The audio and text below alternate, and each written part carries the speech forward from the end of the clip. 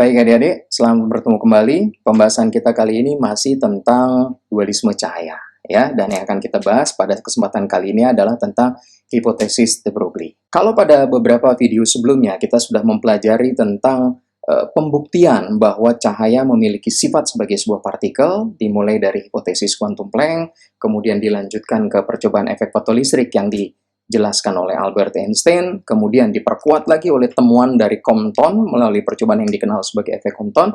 Kali ini ada ilmuwan lain, ya, seorang bangsawan asal Prancis yang bernama Louis de Broglie, yang dia mencoba menganalisis mungkin nggak kalau konsepnya coba dibalik. Kalau sebelumnya kita pahami bahwa cahaya, sebuah gelombang, ternyata memiliki sifat sebagai sebuah partikel. Nah, apakah kemudian partikel bisa dikatakan memiliki sifat sebagai sebuah gelombang? Dari hasil percobaannya, kemudian Louis de Broglie mengangkat sebuah hipotesis bahwa sebuah partikel bisa dianggap sebagai sebuah gelombang. Dia katakan, apabila kita memiliki sebuah partikel, anggap saya punya partikel di sini bermassa m, kemudian partikel ini bisa kita gerakan dengan kecepatan yang cukup tinggi. Misalkan saya gerakan dengan kecepatan sebesar v. Partikel ini kemudian akan memiliki sifat seperti sebuah gelombang. Jadi kalau saya ilustrasikan, nanti partikel ini akan memiliki sifat-sifat sebagai gelombang. Konsekuensinya adalah apabila dia memiliki sifat gelombang, tentunya akan ada panjang gelombang dari partikel ini. Nah, ini yang akan kita pelajari. Bagaimana cara mencari panjang gelombang dari partikel yang sedang bergerak ini, yang kemudian kita kenal dengan panjang gelombang de Broglie. Dia katakan bahwa panjang gelombang itu berbanding terbalik dengan momentum yang dimiliki oleh partikel. Atau bisa kita nyatakan sebagai lambda itu sama dengan H dibagi dengan P, momentum dari partikelnya. Seperti sudah kita ketahui bahwa momentum sangat tergantung dari massa dan kecepatan. Maka persamaan ini bisa kita rubah menjadi H per M dikali dengan V. Nah, inilah persamaan yang diberikan oleh Louis de Broglie untuk menghitung panjang gelombang dari si partikel. Bagaimana cara kita menggerakkan partikel? Kalaulah saya anggap ini sebuah elektron, bagaimana cara saya menggerakkan elektron tersebut? Dia letakkanlah sebuah plat logam di sini, kemudian dia juga punya plat logam lain di sini, dan dari kedua plat tersebut dia hubungkan ke sebuah baterai. Jadi dia hubungkan di sini, dia pasang baterai di sini. Beda potensial. Seperti kita ketahui, sisi yang lebih panjang dari baterai menunjukkan kutub positif baterai, dan yang lebih pendek adalah kutub negatif baterai. Nanti muatan-muatan negatif dari baterai akan terkumpul di sini, dan muatan-muatan positif dari baterai akan terkumpul di sini. Apabila kemudian potensial di sini cukup besar, misalkan saya katakanlah sebesar delta V, ya, maka di sini akan sangat negatif.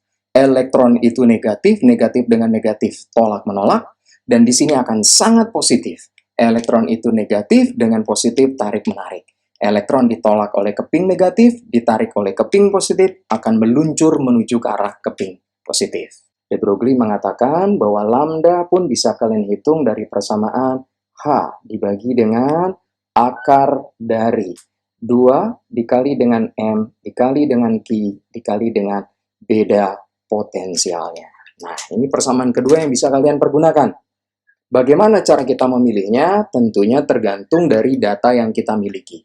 Kita gunakan persamaan pertama apabila diketahui V, yaitu kecepatan dari gerak partikelnya, dan kita gunakan persamaan kedua apabila kita diberitahu delta V-nya atau beda potensial yang menggerakkan si partikel. Ini adalah beda potensial.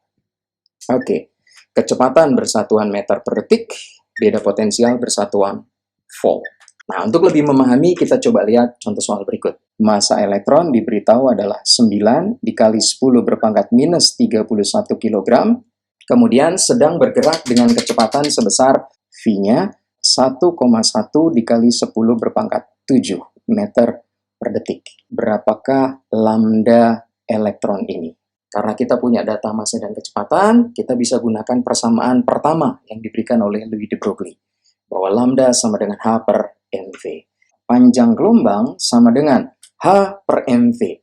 H dikatakan di soal sebesar 6,6 dikali 10 berpangkat minus 34. Saya bagi dengan M dikali V. 9 dikali 10 berpangkat minus 31. 1,1 dikali 10 berpangkat 7. 1,1 saya coret dengan 6,6. Saya dapatkan di sini adalah 6. 6 per 9 dikali dengan 10 berpangkat. Minus 31 dengan positif 7 kita dapatkan adalah minus 24. Minus 24 kalau naik ke atas menjadi positif 24, bergabung dengan minus 34, maka saya dapatkan minus 10 meter. Oke, kalau kemudian ini kita perkecil, kita bisa sama-sama bagi 3 di atas dan di bawah. Di atas saya bagi 3 adalah 2, di bawah dibagi 3 adalah 3. Kita dapatkan hasil 0,667 kali 10 berpangkat minus 10, atau menjadi 6,67 dikali 10 berpangkat minus 11 meter. Nah, inilah panjang gelombang dari elektron yang sedang bergerak dengan kecepatan yang diberikan di soal. Ya, semoga bisa dipahami tentang konsep hipotesis de Broglie.